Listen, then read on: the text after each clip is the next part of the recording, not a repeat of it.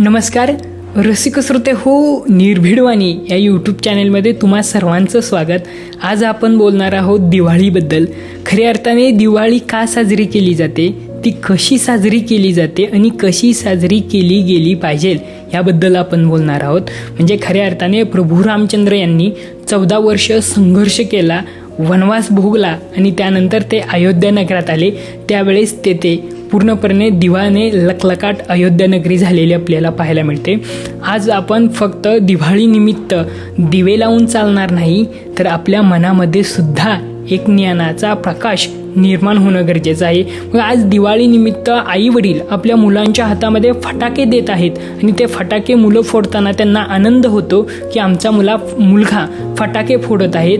पण त्या फटाकेमुळे हवामान प्रदूषण तर होतच होतं, पण ज्यावेळेस तो फटाका फोडला जातो त्यावेळेस त्या फटाकाचा जो काही धूर आहे तो धूर त्या छोट्याशा मुलाच्या नाकामध्ये जातो आणि त्याला हानी पोचताना आपल्याला पाहायला मिळते. तर काही सुतळी बॉम्ब वगैरे जर आपण लावलं आणि ते पेटवलं तर कुत्रा असेल किंवा इतर प्राण्यांनी जे पकडलं आणि त्यानंतर जर ते फुटला तर खऱ्या अर्थाने त्या ठिकाणी त्याला मोठ्या प्रमाणात इजा होते.